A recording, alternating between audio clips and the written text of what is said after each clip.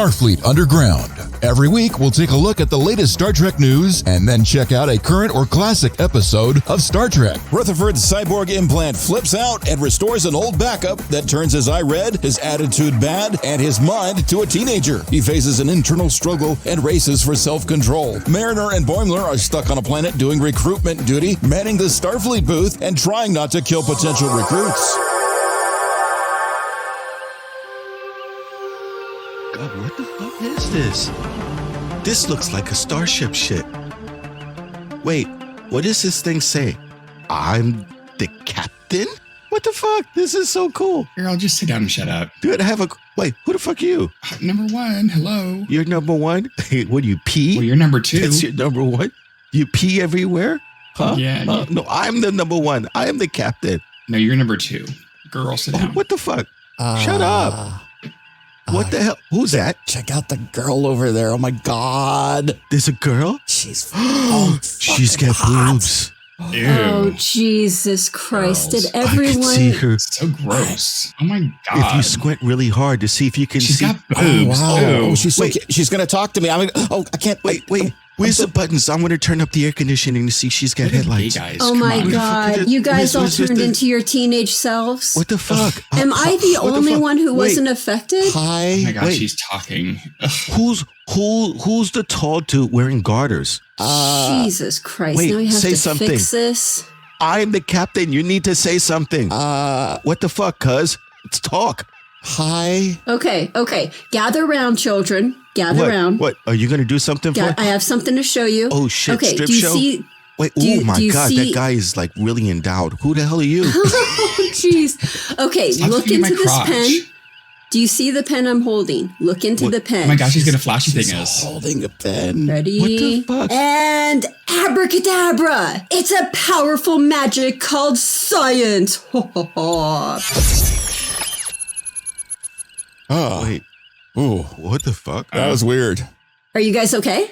What I just feel happened? so much more like myself now. Wait. Look at this. What do you see? Nathan, why do you have my dick in your hand? I don't have your dick in my hand. Look at what I'm holding. What do you see? Do you see a normal woman? Flashy thing. Or do you see someone with like boobs and ass and like what are you It's looking just at? Heather. It's both.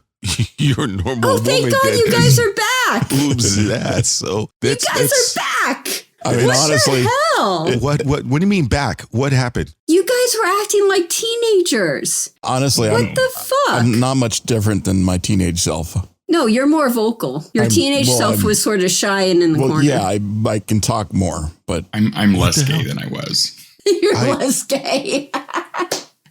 I don't get it. Obviously, you didn't. How long we were teenagers? Oh, for a while. I mean, at first I thought you guys were fine because, you were acting all normal and everything. But then when I realized that, Rocky wasn't talking as much as normal and Patrick was acting more gay than normal and you were kind of more hornier than normal, I realized it must be your teenage selves. Wait, why does the dot say he's got to do my sheets? What the fuck? Did I have like teenage dreams? Teenage wet dreams or something? Nocturnal emissions. Oh my God. What the... I honestly don't remember. Do you remember? How did this happen? I think there was a malfunction in the circuits. I don't know. Just males were affected. Females were not affected at all. Okay. Well, then how come I was fully affected, not just half affected? Girl, come on. which half? Okay, now that was... Well, you know cute. they say that us gays are in touch with our feminine side, so That is Oh my really good. I God. see you touch yours every night. stop looking. Okay. I'm so thankful I wasn't turned into a teenager too. Oh, please tell me that all of this shit happened before the lights went on. Not a chance. The light is on. You know all the embarrassing shit always happens to us when the light's on. Why is it always seen Always. that way? I'm going to have to find out if the Continuum is doing this shit just so for their amusement, knowing that we went out. Oh my God. Well, first off, even though you might have heard kids in the beginning, this podcast is not for children. If you're under your age of 18, we shouldn't have even been on the show. So there's that. So please just leave the room, plus stop. Oh wait, you don't. Yeah, you can press stop and just get out. Just don't even listen. And then you should be good to go. All right. And that means go. Oh, you're out? Yeah, even though we were teenagers over here, no teenagers are allowed in this area. No. That's why I had to fix everyone. There's no teenagers allowed in this area. Did I say anything embarrassing to you? I mean, out of the ordinary, from what you normally say, no. How about, Pat wouldn't remember, Rocky wouldn't remember. Did I say anything embarrassing to them? Yes, that was fun. You and Patrick had a thing. It was very enjoyable to watch. Experimental. What? We took more chances back then. No. What? No. Less inhibited. Is that why somebody stenciled on all my underwear exit only? I think one of them drew a dick on your face too. Wait, while you were the fuck is the sleeping. Mirror? What the fuck? I blame Patrick. I look like a unicorn with balls. Doc, could you get the solvent for me? I wish you look like a unicorn with balls. I am a unicorn, okay? No. Okay, well, first off, let me get started by saying this show is brought to you by our wonderful Patreon people, and we have more Patreon members signing up, so that's really enjoyable. It helps offsets the cost of us spading and neutering tribbles, as well as a lot of people that just assume you just hit a button and the podcast is out there for free. It's free for you, but not for us. There's all kinds of tools and things that are involved in the back end. So anything you can give, even $1 would be greatly appreciated. That's $1. If you divide it up by 30, because I'm not going to do it because it's math. Too much money. That's too much money. You could get candy at the gas station for $1. I'm sorry, I heard him maybe say back end. $1.25. He said back end, and I just lost it right there. So yeah, I thought Patrick would jump in it because he loves to talk about back end, but he didn't. So blah blah blah. Hey, not only do we like the Patreons, but the people who buy merch. Oh yeah, one shirt. The price of one shirt actually pays for an episode of Starfleet Underground. Isn't that amazing? That's really friggin' cool. Somebody bought a shirt, I think. I don't know if it was a shirt or a towel or a pillow, but somebody bought one. I like to mailed you. So $2.99 pays for the show? No. They're much more expensive than that. $6.99. No, actually, that's just your price in your head is $69. Oh. But no, it was awesome. I was like, I got an email saying we sold something. I'm like, what? Yay. Wait, so thank you. Whoever bought it, thank you. I got to ask, is this the first one we've sold? I will neither confirm nor deny. It's the first one I know about. Well, that's true. Because we sold something. I know it wasn't me. I didn't buy it. The chief doesn't go through the emails as much as he should. So it might be the first thing or might not be. We don't know. But I'm telling you, you guys got to look. We got some pretty sweet swag stuff. It's really nice. And it's done artfully to a point where we won't have to worry about copyright infringements. So it's really cool. My hat's off to the designer and people that are behind the scenes doing this. So thank you very much. Okay. Oh, damn it. I was going to say, why do you pop in before I could even tell you? Yes, I know there's a dick on my forehead. Get out here. And this show is brought to you by Section 31, who they just popped in to say that they're listening live. You put a dick on your forehead. Did not mention it. Well, they could have been the ones that did it. I think you put a dick on his forehead. No. Yeah, I think it was you. I wouldn't touch that spacious patch of land. Do you guys remember being teenagers? No, I don't remember anything about it. Okay. It was definitely you. I mean, I remember it from like ancient times. I remember there was a lot more bicycling back then. No, it was definitely Patrick. Yeah. I rode a lot of bikes back then too.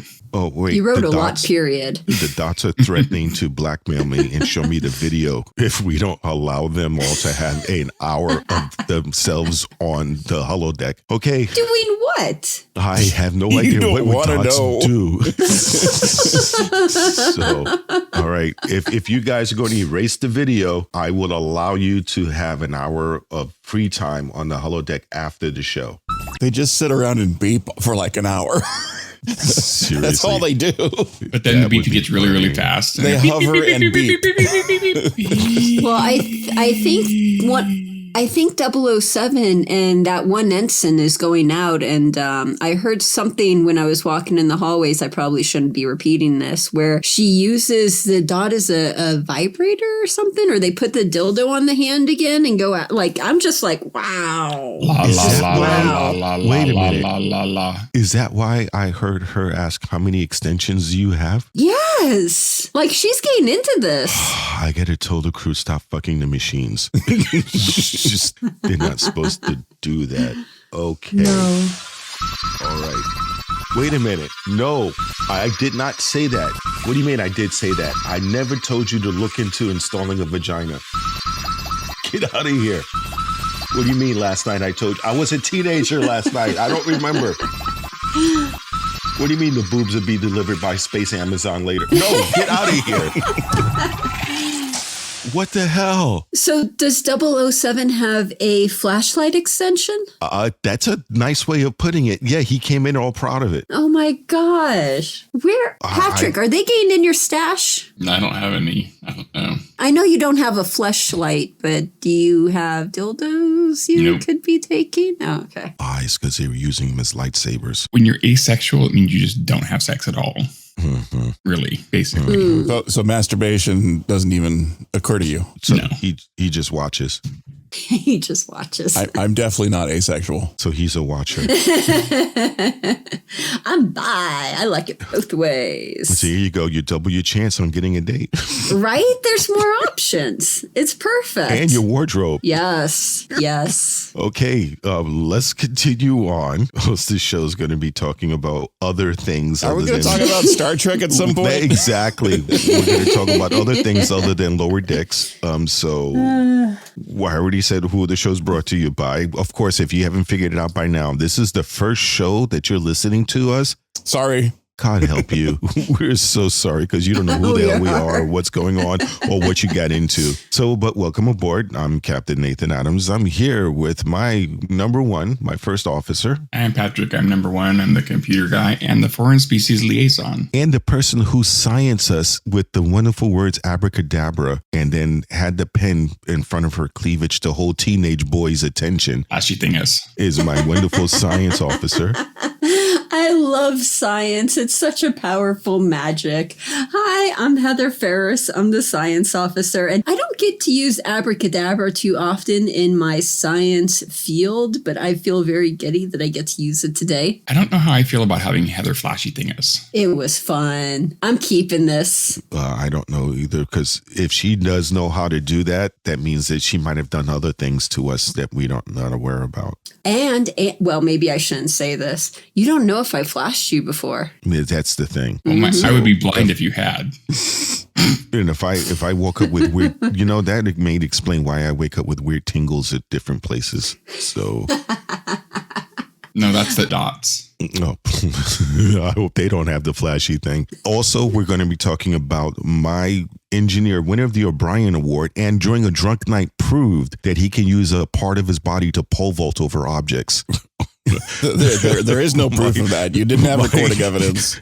My chief engineer. Hi, everybody. I'm Rocky, and I'm engineer of the show and the ship. And I normally don't always like to call out Lana on our podcast because, she's wonderful, but we talk about her a lot. Hi, Lana. But Lana had some amazing adventures with Andy in Salt Lake, apparently. They've been very entertaining on Instagram. Yeah, they have. Cosplaying and all the misadventures in cosplay over there. Anna's with him, too. Yep. Anna, who's also a friend of the show, but Lana posted a picture where she took from like a balcony way up, and Anna and Andy looked like action figures. It looked so small, like they were standing in front of a door, but it wasn't a door. It was like a large entryway, but the scale made it look like they were standing in front of a door, But no, a door is like I guess anything is a door, but it was supposed to be a large door or a large entrance for people to go in and back and forth. But the scale made it look like they were on a rug and they were toys. I heard that. His ass is a door? He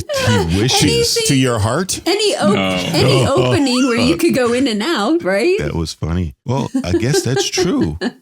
So a toilet could be a door. Oh, That's a dirty. That's a dirty plumbing door. device, sir. That's different. It can be. Okay, we get all of that stuff out of the way. My next favorite part of the show is corrections. What do you got? Let me check subspace here. Just one moment, please. And I don't see any. Nothing's come across. We have one major correction. Your face. Oh, sorry. My teenage self must have just channeled for a second. There's nothing wrong with my face, trust. Are you sure about that? Have you looked in the mirror? You have some Sharpie on you too. Do not. Yeah, his is on either cheek. Okay, both of them. Oh, sorry. News-wise, let's start off with news. What do you got for us there? The savior of us all there, Heather. So my news today is on the Ready Room. If anyone watched the Ready Room last week, we saw Mariner, the actress that plays Mariner, Tawny Newsome. She confirmed that the crossover that we are going to be getting between Lower Decks and Strange New Worlds is in fact live action. We were wondering how they were going to do it. She confirmed it. She talked about, doing her hair, doing her makeup, doing the uniform, so that way it looks like Mariner. So it is actual live action that we get to see when they do the crossover. And I was really excited about that. So Jack Quaid's going to have purple hair? He's going to have purple hair. And, that's going to be fucking amazing. Yes. This could be great. I love that they talked about this on the Ready Room, and they talked about it a lot more than I thought they were going to, because you'd think this would be a super secret thing. But they were sitting there talking about all the, how she has to act as far as the difference between the vocal booth for Lower Decks versus in person with all these other actors on the Strange New World set. It's very cool. And she said that she was so nervous about doing this that she was really sort of standoffish and quiet. And they're like, "Are you okay? Is everything cool?" I mean, even Jonathan Frakes noticed she was being a little bit, reserved. Yeah. She was behaving. She was behaving. Well, it's different when you're just normally doing vocals for a show as opposed to actually being on set. Because you can be an introvert and do vocal work. But if, you have to be with other people, it could be a little more intimidating. Well, it's also different when you're in front of a camera and you're on a stage and you have to perform and there's other people with you. And and it's even weirder because when you're on a set, it's not just the Star Trek universe that's around you. There's camera people and directors and lighting people and sound people and all these other people. It's a bigger event than you think it is. Yeah, and you're not exactly people who compared to when compared to when she is doing vocal, where she's probably just in a closet or a little sound room all by herself and nobody around. She I think she said she was on her sofa and she has been doing voice. She's been in the same place for Zoom that she does all her voice work. I'm just I can only imagine how weird that is to sit in. I mean, working at home, this is really strange when you're used to working somewhere other than home. I know. Rather than leaning back and doing her vocals with a froyo, she's gonna do. She's got a froyo. They don't just let you have a froyo on set. No. Oh my! She's got a fro, yo. Get it? Oh, also, pro tip. I just found out something today. Oh, I got it. It was my teenage self when they laughed my ass off. It's totally off subject. You're pregnant. Who likes boba, the drink? Boba. It's okay. Well, apparently they're called tapioca pearls. And if you go over in Asia, in China, and say that you love boba, they will think you're a pervert because that means titties. What about Boba Fett? Oh, I'm pretty big on Boba Fett. I'm wondering if his name is still Boba Fett, but it's actually pronounced differently overseas. So I thought that was funny. Sorry, I didn't mean to headline it, but that just popped into my head. Yeah. Maybe it had something. The new Star Wars series, Titty Fett. Titty Fett. So I think that's pretty damn hysterical. Thank you for that news, and thank you for reminding me. I have not been watching the after show. I've totally forgot. Oh, so you need to watch last week, didn't it? Yeah, they haven't been doing it every episode with Lower Decks, but right? they did one for this week. I wish there was a way that they could let me know when there's a new Lower after show on. I usually find out from YouTube. I go to Paramount Plus and then subscribe, and then when it comes out, I see it in my YouTube feed, which is I look at my YouTube feed every morning. So okay, that's That's a good idea. I'm going to probably have to do that. Hey, number one, what do you got for us, news? My news isn't quite as festive or fun. So many people will know Louise Fletcher from Nurse Ratched. One Flew Over the Cuckoo's Nest. Yeah. 1975, she won an Oscar for the role. She's also picked up a BAFTA and a Golden Globe, and she's been nominated a couple times for Emmys. Well, unfortunately, she passed away yesterday at 88 at her home in France. Wow. Oh, no. Yeah, most of the listeners will probably remember her as Winn on Star Trek DS9, where she was a Bajoran Vedic. No. Kai Winn. Her name was Winn. Yeah, but I know her as Kai Winn. She was Kai. Right. She was a Bajoran Vedic who rose to Kai. That's right. She didn't start off as a Kai. No, she became nobody the Kai. starts off as the Kai. Well, that's the one that was evil with, what's his face? Cisco and Kira. Yeah. And she got it on with Dukat at some point. Yeah, with Dukat. Oh, she did? Yeah, later episodes. Yeah. Spoiler alert. Sorry about that. Oh. She I forgot about times that. over the 7 seasons of DS9. She was so good at being so evil she's and one of the best bad. known adversaries. I really, really hated her character so much. That's how you know she's a good actress. And as I watched the show, because I watched it, as more of a youth back then, I just I hate her, don't like her. I watched it as an adult, and I'm like, she's really good acting this character because I hate her so much. Well, she did an interview with StarTrek.com in 2012 when they asked her about her approach to the character, and she said that she wanted power, and she was ambitious. She was sort of a Margaret Thatcher in space, or as I used to say, I was the Pope in space. People would say, oh, you're doing Star Trek. Who are you playing? And I'd say, think of the Pope in space, except she's like an ancient Pope from the old days when popes were ruthless and powerful and exerted their powers and fought wars and did all kinds of naughty things. Oh, she was right. Ruthless and powerful. She did a good job. And she was like that in One Flew Over the Cuckoo's Nest. If you ever had a chance to see that film, it's ruthless and powerful. Well, you know an actor's done a really good job when you have a visceral reaction to them, like the third sister in Obi-Wan. Yeah, I had a visceral reason to her. That's how you know that person's a good actor. Well, even does that mean Archer's a good actor? Yes, because I had such a visceral reaction. I wonder about that. Yeah, it means he's a really good. Watch some of his other work. He actually is, because his show NCIS New Orleans has been renewed so many different times, and if you ever have a chance to see a football movie called Unnecessary Roughness, you'll see a total different part of him. That was cool. It was a really good movie. Yeah, I tried watching. What was it called? Was it Stargate or what was that one he was in? Quantum Leap? Quantum Leap. I tried watching Quantum Leap and I couldn't do it. I couldn't watch him. Oh, there's a new Quantum Leap. Is it the new one?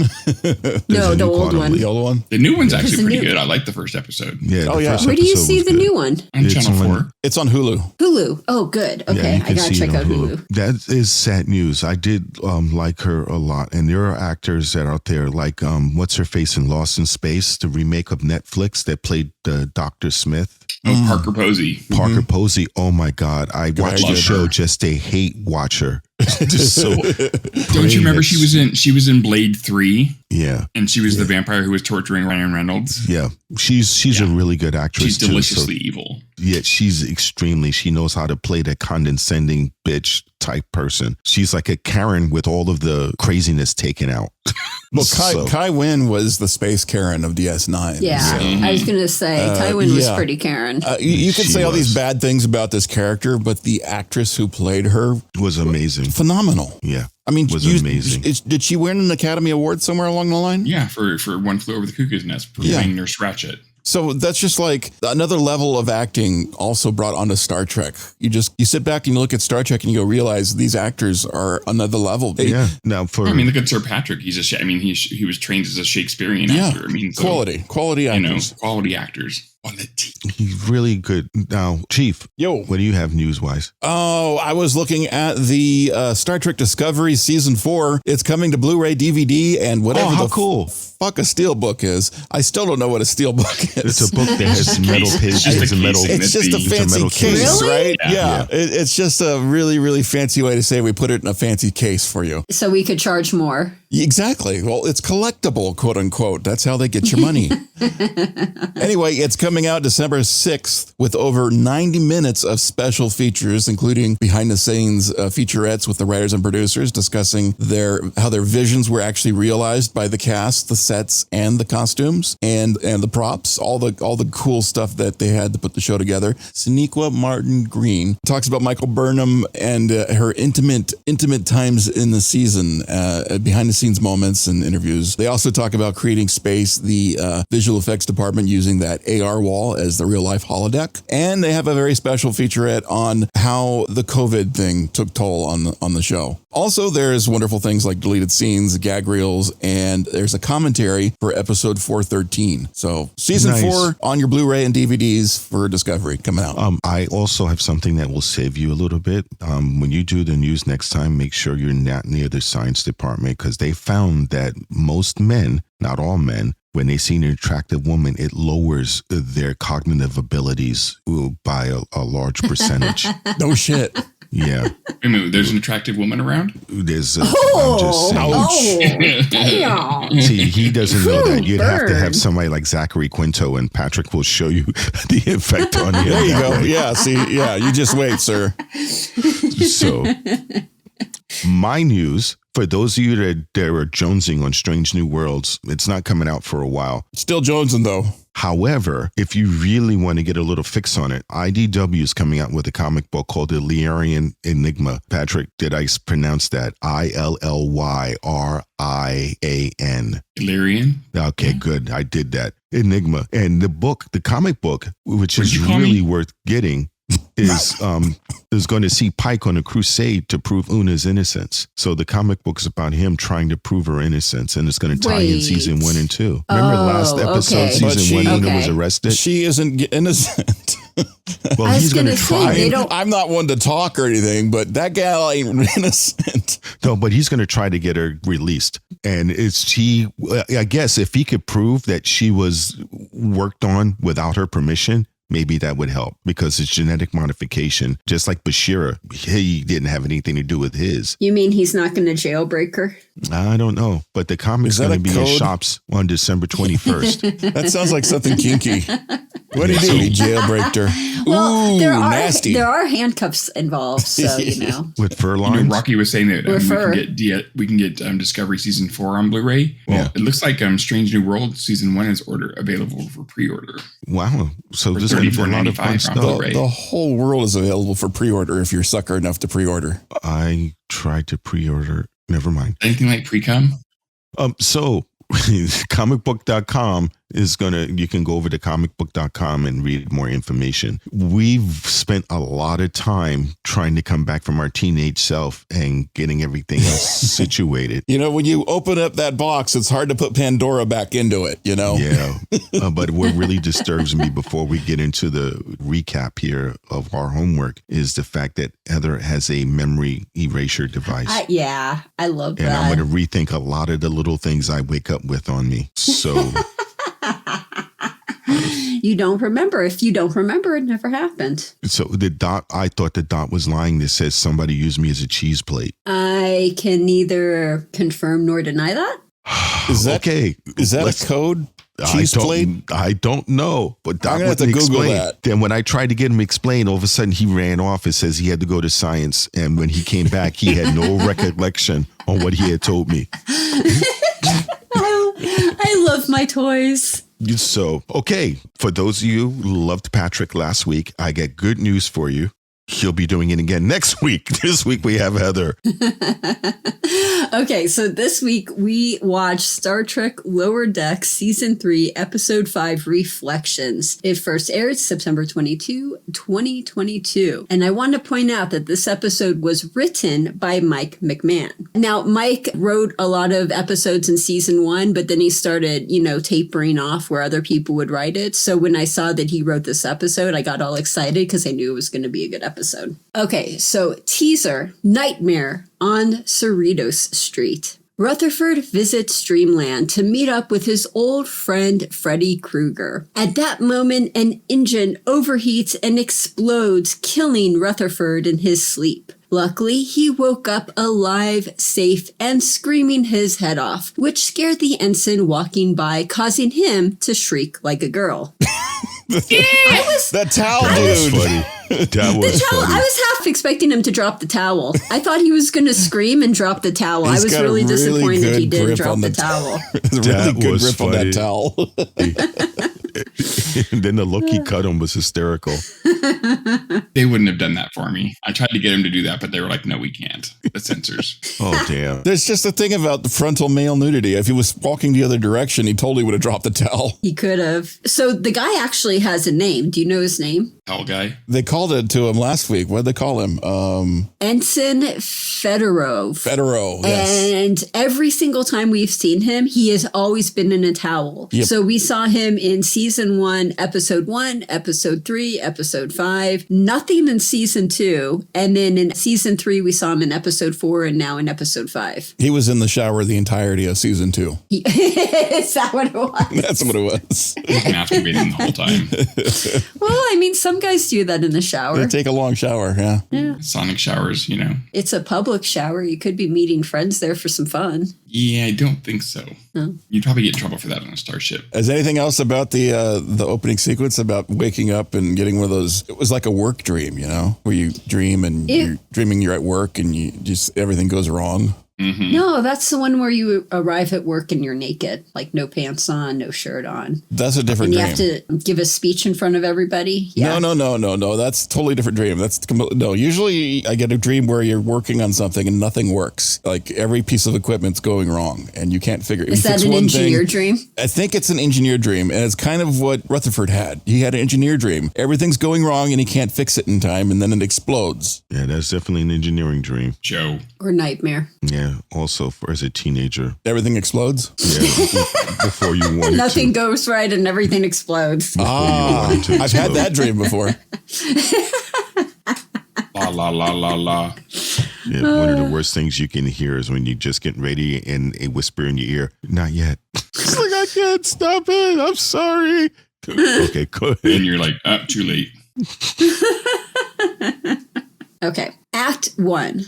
Through the Looking Glass. The Cerritos has some spare time to tick off a few boxes off their to-do list. Storyline A. Mariner and Boimler are assigned to manning the booth at the local job fair. Boimler accepts his fate willingly, while Mariner complains the whole time, making things twice as miserable. Ransom hears her bitching and threatens to transfer them to Starbase 80 if they take one step outside of the booth, or if they don't do their job and recruit people. Resigned, Mariner and Boimler go down to the planet to do their job. During the job fair, Mariner actually tries, impressing Boim, but their booth neighbor is loudly giving them shit, making them lose signups. The battle has begun. Storyline B. Tendi and Rutherford stay on the ship working on repairs. After some fumbles, Tendi finds out about Rutherford. Looks like you have some long-term memories stuck in your buffer. Let's clear the cache. Okay, now go take a nap. Okely dokely. Dr. Jekyll lies down for a nap and his implant short circuits, and Mr. Hyde rises to take offense from everything. Seeing the goody two-shoes version of himself in the reflection, both the White Knight and the bad boy have a conversation together. Frustrated, evil Rutherford leaves, hits on Rutherford's ex, who is passing by, and completely destroys that relationship in a matter of minutes. Tendi is next and notices something wrong when the devil gets into a fight with his angel reflection. Medical emergency on deck 11. Rutherford runs away and Shax finds Rutherford and takes his baby bear down.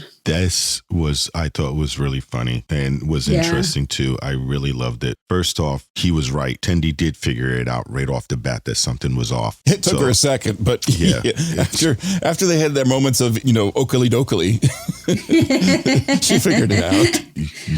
And then the pickup line, the perfect pickup line is like, those little trill dots go all the way down. Eat those Trill Spots. Oh my God, he offended that woman so bad. She went away crying. You never ask a troll that. He said it so badly. You got to be, at least a little bit romantic when you say it. He totally wasn't romantic the way he said it. No, he was not. He acted like the bad boy. That's what he was going around acting like. He was like some bad boy, and he made her cry. He's like, oh, well. Like, you don't ask a woman shit. how old she is, and you don't ask the troll where her spots go. No, and you never ask her if she's pregnant. Well, wasn't Jadzia Dax, didn't someone ask her if her spots went all the way down? I think that was on an episode, and I don't have the episode in front of me. She probably stuck a batleth in their face if they did. Maybe that's how her and Worf got together. It's not a good date unless you break both clavicles. I'm sorry. I'm trying to imagine Worf saying, do those spots go all the way down? Or should I find out like a warrior? I will enlist myself on this journey to find out. Oh my Your God. body has honor. Your body has honor. God, It was really, your head. I liked kind of the way, again, how you had Shax look for him and he finds him. And the term he uses, I guess other people could find it insulting, but it was like a term of rebellion. Oh, baby bear, you know you can't do that. I thought that was kind of neat. And he's like, yeah, and Rutherford's like, baby bear? That's the nickname I have? Are you serious? Like, what the? That's lame. Yeah, young Rutherford would not be a very good poker player because he has no poker face whatsoever. No, none. Poker face. None. And that ship that they were face. working on, that thing was decrepit. The Sequoia? Yeah. Oh my God. Yeah. They've been working on that thing for 3 seasons and it still looks like it needs a lot of work. It reminds me of a high school project back when they used to have auto mechanic shop where they have to make it running by the end of the season. So I thought that was kind of funny. But I love the only thing, we've watched this show for 3 seasons now? Mm-hmm. And the only thing that got Mariner to stop, instant sentence, and behave was threaten to send her to Starbase 80. Damn, Starbase 80? I wonder what the hell's going on in Starbase 80 because, oh my God, it's got such a bad rap. What's going on in Starbase 80? Starbase 80 is only a lower decks thing. No other series has ever mentioned Starbase 80. It's just a lower decks thing. It sounds like it's got its own reality TV show. It's like a Paris Hilton thing. You kind of figure with the star bases being named in order in which they deploy them, Starbase 80's got to really be out there and bumfuck nowhere. So the housewives of Starbase 80. Right? Way out past the neutral zone. Like the Kardashians are running. Kardashians are running. Yeah, the Kardashians. Yeah, the Kardashians are working there. on Starbase 80. Yeah, that would be a reason not to go. Just like you had these stormtroopers. I forgot the cartoon, but it had a running series. It was kind of like Clerks, and you're talking about, those Imperial rebels. Those rebels, they're really the worst. He goes, why? They're trying to go for a good cause. He goes, they were building the Death Star, right? And he goes, yeah. He says, they destroyed it, yeah? He says, it wasn't finished being built. So most of those people on the Death Star was like contractors and shit. They killed a bunch of contractors and everything. They're the worst. It's like, I never looked at it like that. Yeah, man. You know who's building that ship? These like engineers, electricians. Just ordinary guys trying to make a buck. So I thought that was funny. Well, at any rate, yeah, it was interesting to see how she straightened up right away when they got threatened and they had to go on recruitment duty, which, yeah, that's not a fun thing to do. They had to go to a job fair. But she was trying. She was actually trying. That bitch next to him, I wanted to smack her. I hated that lady. Her space archaeologist friend. The archaeologist. Petra. You guys totally aren't a pseudo-navy at all. Yeah, she was so condescending. Starfleet isn't violent. I'm like, wait a minute. And she's like, oh, yeah? What about the Cardassians, the Romulans, the Klingons? What do you think about them? Oh, I know. She was so condescending, leaning back and just ribbing them. Yeah. It's like a bad placement. And then then you find out that she used to be in Starfleet. Yeah, I was like, oh, come on. And you left? What do you mean? You failed at Starfleet, so you got to sit there and make fun of it? She failed at Starfleet. Totally. She flunked out. I mean, how do you get kicked out of Starfleet? You failed Starfleet. It's just crazy. It was definitely, and to watch Boimler try to keep Mariner in line was fun as well. Well, Mariner, when she's on the booth and she's yelling out and she's actually trying, she said a couple sentences that were references to other things. Did you guys notice that at all? There were a lot of there were so many references. God, this thing was chock full of Easter eggs. There were so many. It was like guest star of the week for like half of the seasons of Next Generation were in this scene, including TOS, because they had the cutout of Spock and Kirk. Yeah, the selfie spot. They had this selfie thing where you could put your face in there. That was so awesome. Like before there were selfies, you had to put your face into a piece of plywood that was painted like something else. Yeah, it was entertaining. It was. It was great. So you were saying about what she said? One of the things she said was, discover the undiscovered country. And that's, a reference to the movie. Yeah. But it's like everything that she said had like a little meaning and everything. Yeah. There's new worlds. They're strange and they need seeking out. Yeah. That was funny. Starfleet, get your Starfleet. I really loved that whole idea of the Starfleet recruitment booth, because I've been in one of these booths before, and you tried your best to just represent what you're trying to represent, and people is just that walk how up. You got onto Star Trek? Like No. that's how you became a part of Starfleet? But you no. went to the booth? No. Just like Tendi. No, Tendi. That That's was how funny. Tendi got on board. And Tendi was so helpful. She's just like, oh, sorry. Mariner is like, no one ever signs up for Starfleet via the recruitment booth. I did. And Mariner's like, you're not helping. Sorry. And she's so kind and polite about, sorry. I just love, Tendi is that person that's just so cheerful all the time. I love her. But I love her also because she's got a dark side, which I can appreciate. Yes. I can really appreciate, because if shit goes down and you think the giggly girl is in the corner crying, she's looking for a hatchet and she's going to sneak up behind you and brain you. I love it. She's like, I'm going to fuck you people up. With a smile on her face. It's like, oops, I'm sorry. Did I get blood on your shirt? I meant to just decapitate you. She does have pirate blood. Yeah, so, she does. This was a fun. I had pirate in me.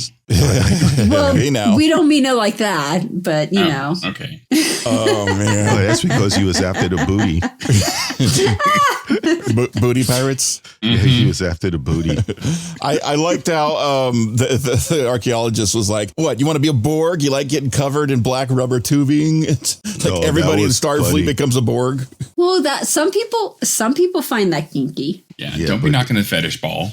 And every time, I don't know, the thing is this hater rate, because every time somebody was interested, she had to find a way to shoot it down. Yeah. Mm-hmm. Yeah, she was a hater. Yeah, she definitely was. And it shows she kind of misses it, or else why would you spend so much time trying to shoot it down? So it was funny in that part. Did you guys notice when they said it might be an anaphasic life form? Do you guys know who they were talking about when they said that? Well, I've heard It anaphasic. strikes a bell, but I can't think of.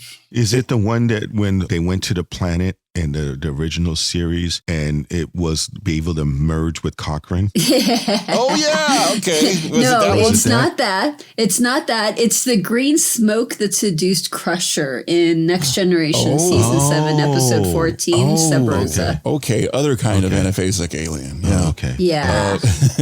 That'll work. Interesting. Yeah. I thought it was interesting. Well, not interesting. I thought it was well chosen that Rutherford's eye went red. Yeah. And anytime a cyborg eyes go red, that's not a good thing. It's a bad sign. Yeah, not a good thing.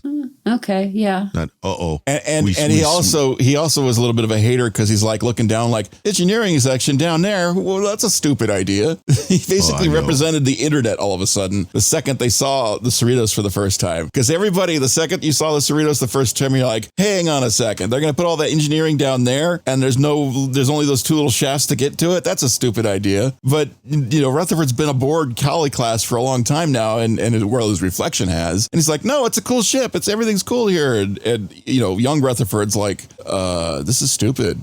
The ship's like a fire trap. It was definitely interesting on that. Well, he can't say anything about a fire trap when he put a seat on an engine and thought that would go. Right. Well, that's true. We might as well get to the next section so we can get to that. Isn't that what they did in Star Wars? No, that was the pod racing. That was close. That was basically a seat on an engine. Yeah. Mm-hmm. When Tendi was looking at that flower in the casing. Oh, yes. And it was the mind control pollen and everything. Do you guys recognize where that's from? I very much recognize that. One of the original series when Spock. they're on the planet and Spock and Say. Boy. And I loved how throughout the entire scene, it kept shooting out its pollen.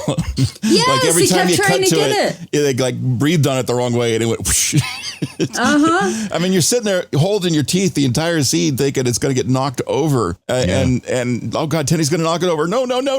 And the entire scene goes through and it's totally fine. It's just spreading its pollen and its little, it could have killed everybody. They're trying to pollinate everyone. Yeah, it's just sitting there. It's got a big glass condom on. Basically, yeah. If you guys want to watch that episode, it's the original series, season 1, episode 25, This Side of Paradise. And that episode doesn't have the glass condom. So yeah, somebody gets it in the face. Right in the face. Spock gets it in the face. Just don't get in your eyes. It burns.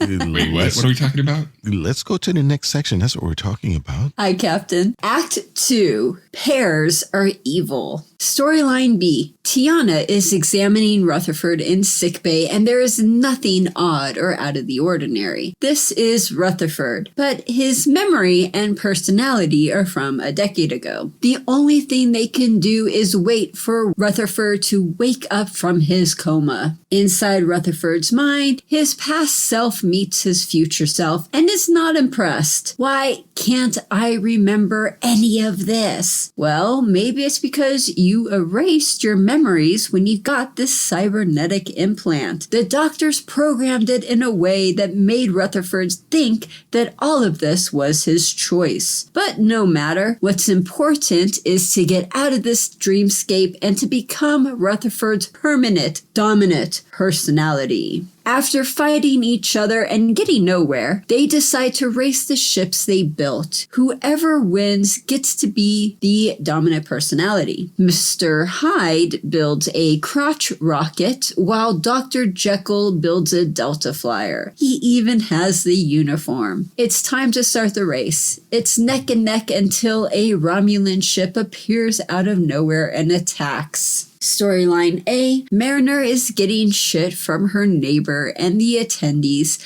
and is about to murder someone. The outpost scientists come over to throw a few stones themselves and end up throwing jewelry across the aisle. Boimler's jewelry, his pip to be exact, which causes Boimler to have a complete meltdown and tell everyone where they can go stick it in detail. Face to face. That kind of confidence inspires a few new signups. This part was hysterical. It was the best. Because when Boimler lost it. Oh my God. He lost his shit. He lost it hard. And watch Mariner for the first time ever try to pull everything. She puts the booth back together. Meanwhile, he's going on at a tirade, cursing everybody out. Stop making games that take people's minds over. It's like, we just want to explore quasars, not protect the galaxy and shit, because we do it because it's the right thing. Oh, every single line. He told the collectors their ship smells like ass. It was hilarious. Every single fucking line was hilarious. Hey, there's nothing wrong with ass. It's nothing wrong with ass, but if you smell like it.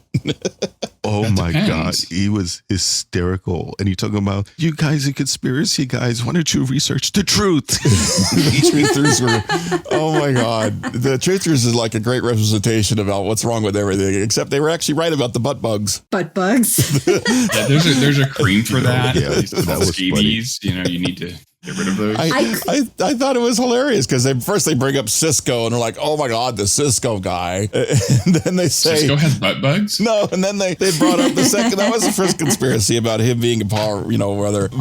Yeah, but then the butt bugs are just like the one conspiracy episode where the bugs crawl in and start taking over people's minds and start. And that was a Next Generation conspiracy? Yeah, that was the weirdest episode. The weirdest Star Trek Next Gen episode because you'd never expected this kind of shit to go down in Starfleet. No. Or shit to come out. No, and if anybody wants to watch that, it is season 1, episode 25 of The Next Generation. And it ends with a explosive head, right? Diarrhea. Jesus. It was the freakiest Star Trek episode. There's a lot of them. Up to that point in time, that was probably the freakiest Star Trek episode I've ever seen. Yeah, there was a lot of them, but yeah, there were a bunch of freaky ones. And I love the one thing that they seemed like with Scotty, he was fine with them insulting Kirk. He was fine with them doing everything until they mentioned the starship. With Boimler, the one thing he works hard at and is proud of is his rank pip.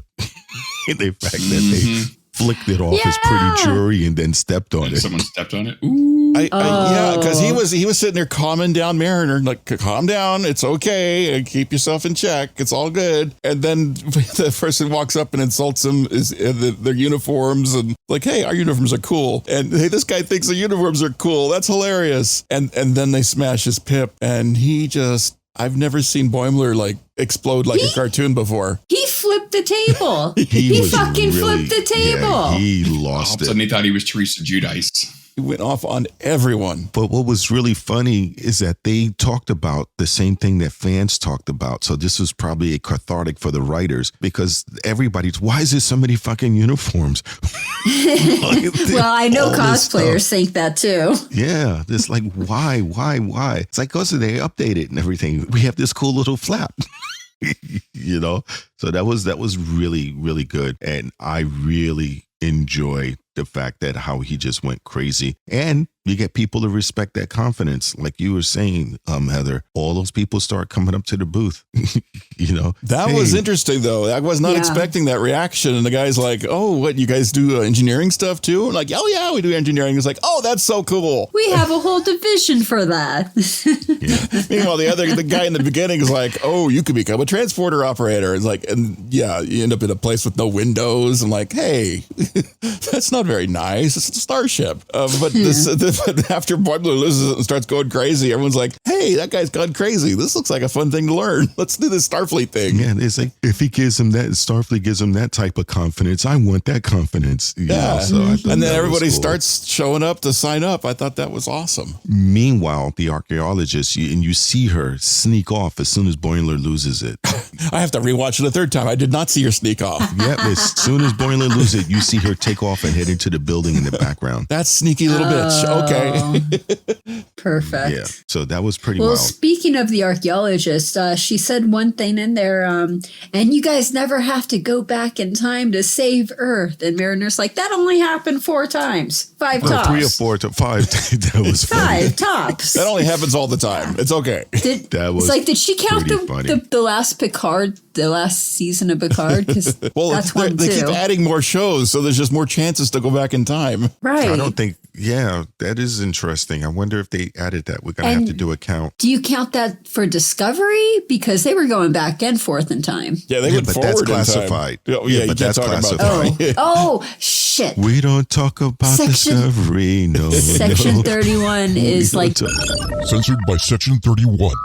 But what was kind of cool is that the race that Rutherford against himself is the exact race they have in Star Trek Online. Oh, really? Oh, really? With the lights. They had that in Voyager, I was going to say, they had that in Voyager with Tom Paris of the Delta Flyer, right? Yeah, they had the lights. Because that was season 7, episode 3, Drive. Yeah, and also in the Star Trek Online, during that race that you have on a random planet, you do get ambushed towards the end but in the game, they want to take your ship because you prove yourself to be fast and they want the fastest ship. Oh.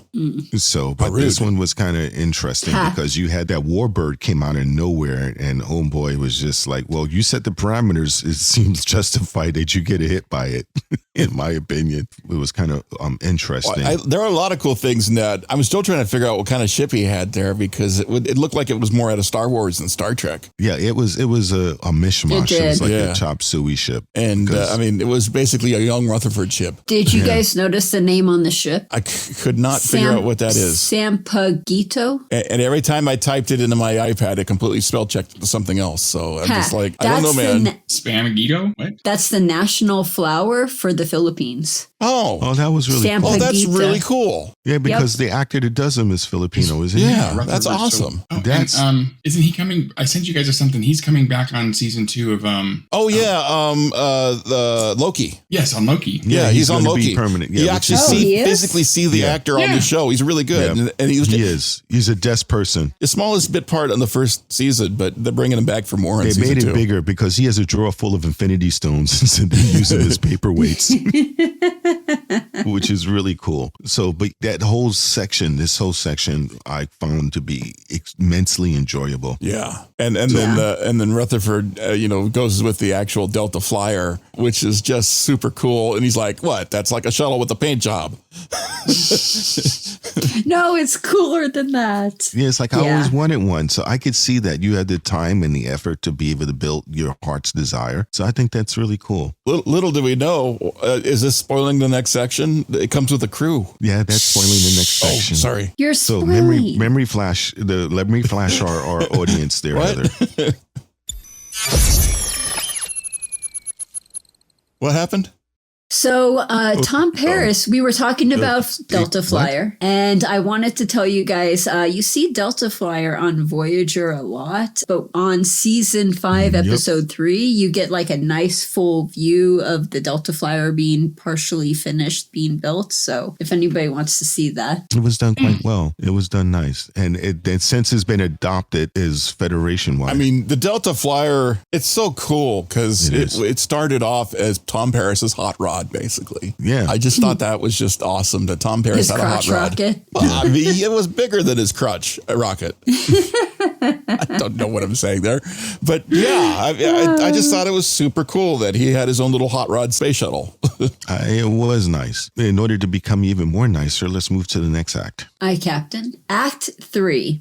Boimler fails upward. Storyline B. Both Rutherford ships are taking damage, but kind Rutherford has his friends, and together the 4 of them make it out of there alive. Rude Rutherford barely escapes with his life, but as he's dying, he sparks an old memory. There was an engine explosion, much like Rutherford's nightmare, but the implant surgery was actually a cover-up, because what they really wanted to do was erase all of his memories, permanently altering his personality. Kind Rutherford emerges out of this coma to Tendi, T'Ana, and Shax, who are in pure delight. But Rutherford has a burning question. Who blew him up and tried to cover it up during his first year at Starfleet? Storyline A. Ransom drops in to check on everyone and is pleased to find Mariner signing up a crowd of people, but is shocked to see Boimler losing his shit.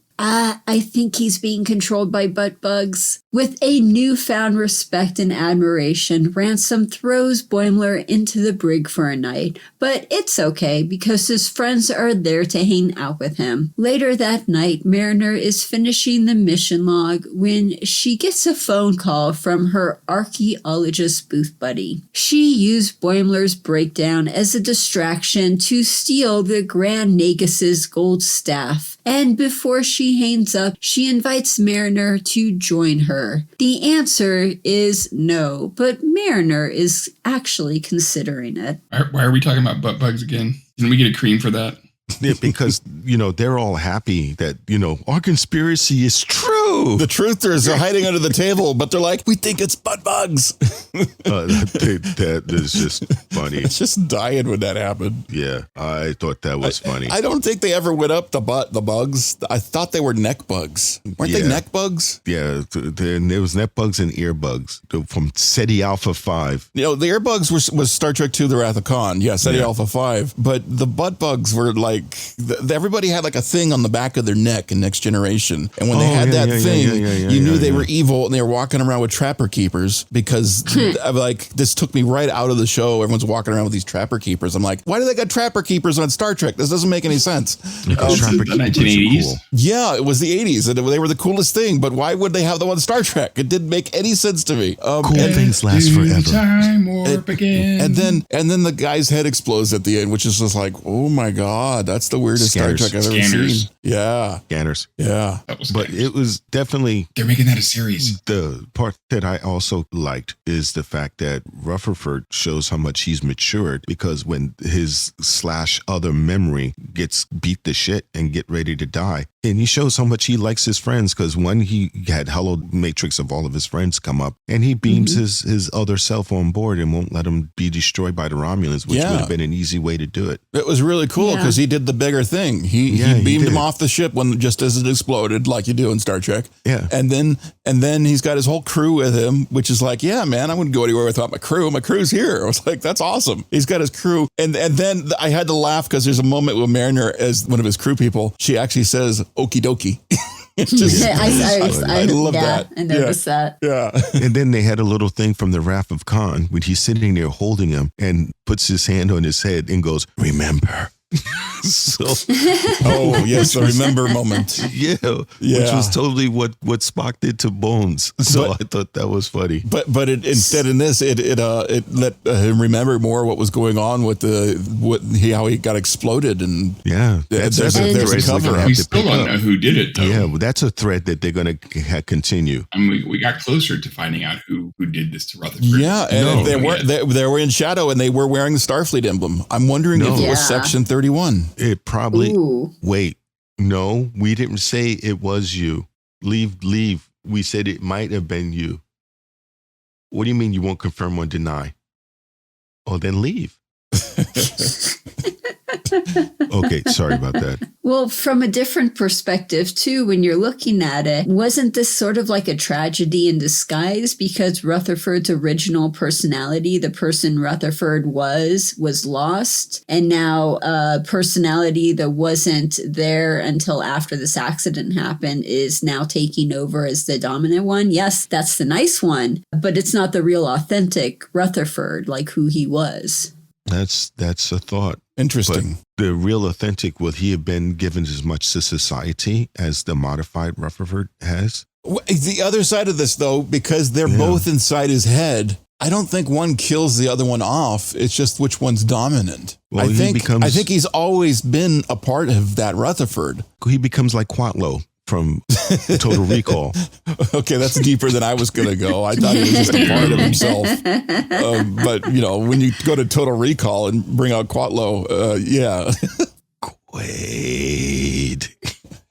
So it was definitely to see him do that and to see Rutherford. I think, like you said, we don't know, like you said, Heather, but I think that we saw Rutherford actually show that some of his old personality is still in there. It's just it's really tempered now with all of the nicety that he is. And how can you say which is the real one? Because if he doesn't know that if he never knew that he'd been erased, as far as he knows, he's the real Rutherford. Yeah, but it's not the original. It's not authentic. It was changed, and it wasn't changed by his choice. Well, it's interesting because we like to compartmentalize parts of ourselves. Yeah. Like, oh, that was the evil me doing this, or I would never do that, or that was the scaredy cat in me. But in reality, we are all just ourselves. We are just one thing. I mean, you can look at it and analyze, well, that's that part of you, and this is that part of you. But it's kind of you're all the one thing. So I think Rutherford it's combinations thereof. We're basically a collection of all of our experiences. So if you remove the basic experience that formed Rutherford to who he was up until that time and take that away, the new Rutherford basically is a combination of all the new experiences he's gained without all of the other negative influence he's had with the anger and everything else. At the same time, though, he likes pears, but he doesn't like pears. So I'm confused. Pears on the are pear evil. Thing. No, pears are evil. So it reminds me of... They're not as evil as NyQuil chicken. Oh my God, that's deadly. What the hell with the NyQuil chicken? Okay. Yeah. Don't even get me started. Just have chicken as chicken. Just don't NyQuil your chicken. Use Sudafed.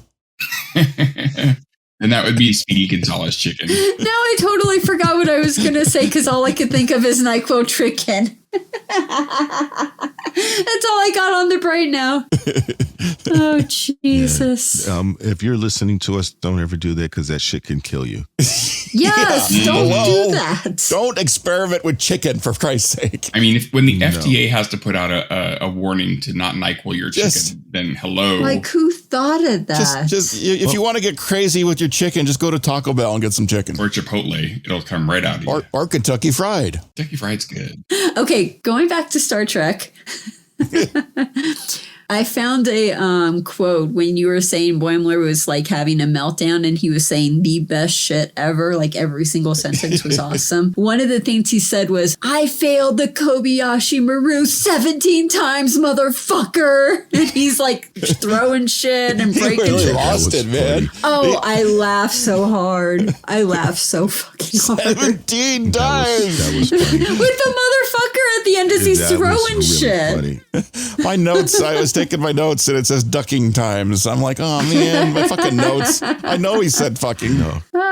Ducking. Now, the next thing, which I love about the show, is that they have a lot of background stuff. So if you watch it again, you pick up so many things, like with the archaeologist sneaking off. But the part that I picked up is when sickbay, when Rutherford was in the bed, and they were waiting to see if he's okay. And he smiles and goes, Okely, Dokely, and Tendi gives him a hug. If you look at Shax and T'Ana, Shax has his hand on Tiana's shoulder. Oh. And T'Ana is notorious not being a touchy-feely person. Right.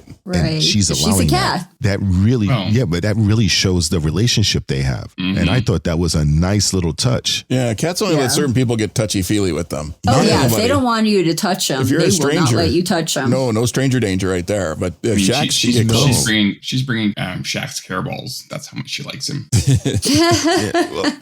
Yeah, I thought it was kind of neat to see that, because you see the scene and they're looking down at Rutherford, him looking in because he's baby bear. But the fact that he had his hand on his shoulder, to me, was a really nice little background relationship moment. It helps push the little aw moment. Yeah, subliminally. It was nice, as well as the kumbaya moment. I really liked is when Boimler is in the brig and everyone's on the floor talking to him like it's a cookout. I thought that was nice. They didn't let him be by himself. And he's kind of proud because they talked about, we're going to have to go for drinks later. You're going to have to tell me what you said to the outpost scientists. He failed upwards. Cool.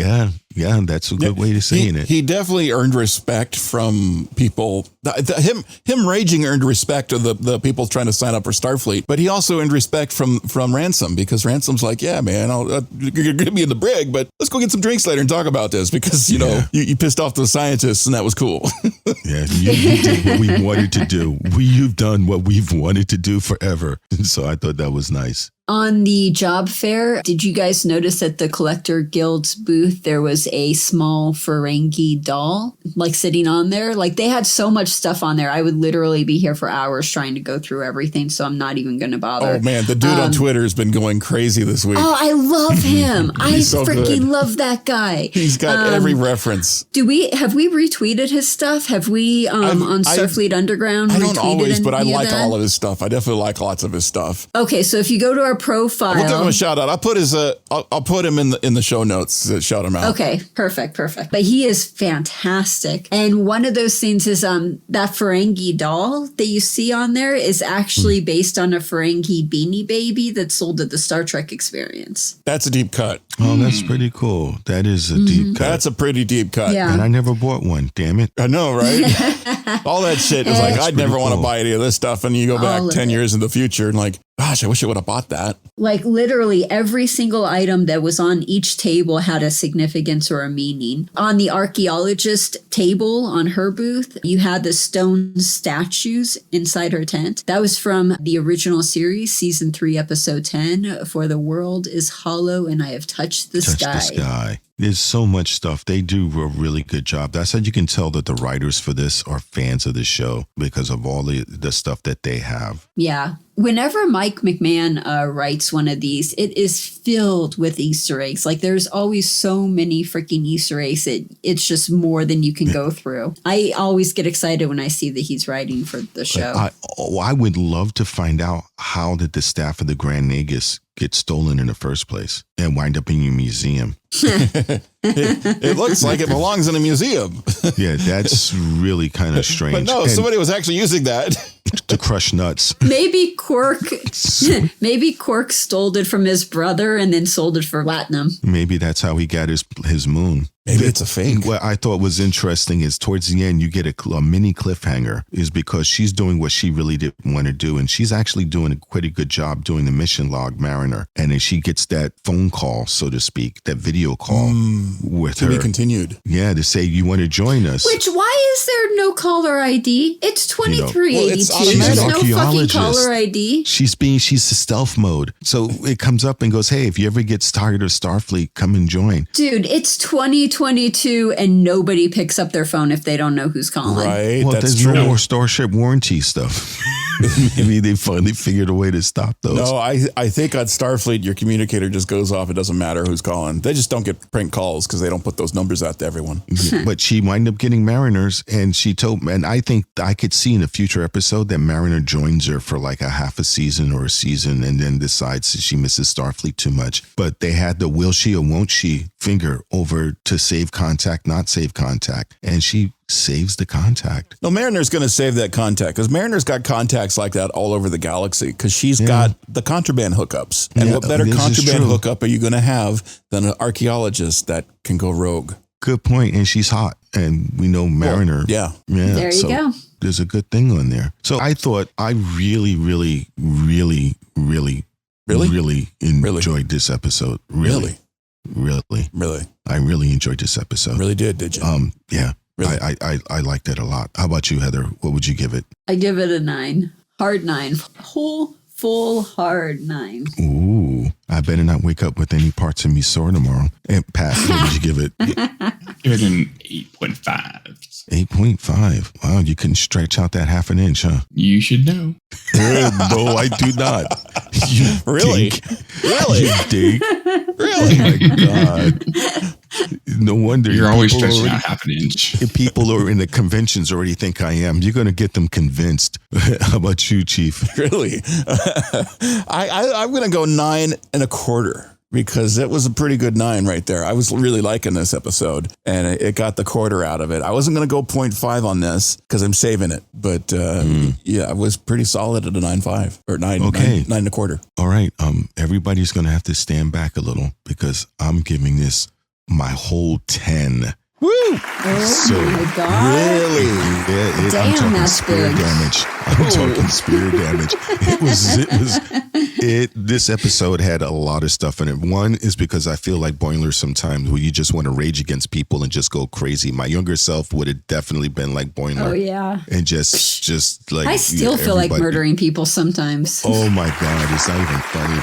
But yeah, and I love the fact that how the duality they have with Rutherford trying to fix himself and that whole thing. And I love the relationship that they did to show between Shax and T'Ana, as well as the gentle way that he handled Rutherford. I mean, his baby bear. I really enjoy this because the big jock type dudes stand up for their engineers. They like their engineers. I've seen it when I do these athletic events. I don't do them. I cover them for video production. But you'll see the athletics type dudes come and help you pull stuff up and carry stuff up ladders and things because, oh yeah, we can do that. We can help you. They got you back because they know you're supporting them. So it's you support the ones that support you. It was really, I enjoyed, this is the first Lower Decks episode that I've watched 3 times in a row. It's really, I enjoyed it immensely. This is going to go down in one of my favorites. I think I'm actually going to buy it and save it like I've done my other favorite Star Trek shows.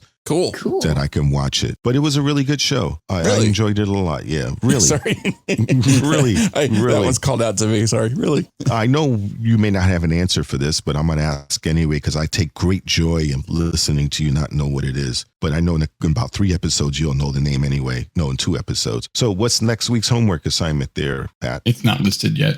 Okay, but you know in 2 more episodes, you can't say that. I know. It'll be Crisis Point Paradoxes. Oh, okay. All right. Just wanted to make sure that you aware of that. Wait, why in 2 episodes we can't say that? We're not going back to Enterprise, are they? They announced one of the later episodes. Yes, that's going to be the homework assignment in 2 weeks. Oh, good. You scared me. I thought we were going back to Enterprise. Oh, no. It sounds like we're going right into Prodigy after. No. Yes. But awesome. Yes, Prodigy starts on October 27th. Oh, beautiful. Yeah, because Ready Room's going to have a double episode. So that means we get a double episode. And we might have a special guest for that those episode. of you out there, what? We might have a special guest for the Prodigy episode. Yeah, this is true. However, we're not going to tell anyone. You're just going to have to keep listening. And you may get a hint if you're a Patreon member. We may let you know ahead of time. Though everyone out here who are big Star Trek fans should remember System 47 screensaver. If you do not, that was a screensaver. It had all the Lycar stuff, and it would go through screens and everything. It was pretty amazing. Which computer system did that run on? They had them on both Mac and PC. Ooh.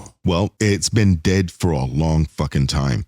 Oh, and why? They finally came up with a new version. Oh. As of September 17th, they have a brand new version now for the Mac OS as well as for the PC. Why isn't this part of the news?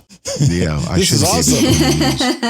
It's awesome. If you want to go to it, the website is Mihu, www.mewho.com/system47. And they have the screensaver and it's free. However, I must warn you, if you go to run it on a Mac platform will scream and yell, "This is not from the Apple Store. What the fuck are you doing? Don't install it." And are you trying to hack all the loops. Macs? No, but you got to go through hoops in order to install if you want it to be on a Mac platform. But on PC platforms, PC's like, I don't give a shit. Can't you hack a Mac at McDonald's? Install it. Say again? Can't you hack a Mac at McDonald's? No, you hack up a Mac at McDonald's. You can hack it on the thing. A Big Mac. So thanks everybody for joining us for another exciting episode of Starfleet Underground. Make sure you can get a hold of us by sending us email to thecollective@starfleetunderground.com. That is thecollective@starfleetunderground.com. And it's a joint email address. So if you want to give it to anyone's attention, put attention and who you want it to go to. So if you're going to to Patrick, you go attention number 1. If you want to go to science, it's his attention science division, care of Heather. If you want Nathan, you do attention number 2. No. If you want to be the winner of the O'Brien Award, and we have attention engineering chief, or me, attention captain. So make sure you join us for next week. And weather's crazy out there on Earth. We're trying to fix that. But Starfleet and Section 31 is not allowing us. Apparently, they have ulterior motives for the heat wave. I think it has to do with the archaeologists because they want to see what's underneath the tundra. So at any rate, make sure you guys just don't have a great week, but make it so. And if you can, support the show by going to patreon.com/Starfleet Underground. Lots of perks to choose from, and you might even like some of them. Starfleet Underground, beaming into a podcast feed near you. Log on to our website at starfleetunderground.com and send your comments and questions to thecollective@starfleetunderground.com. Follow us on Twitter @StarfleetUnderG and on Facebook and Instagram, we're Starfleet Underground.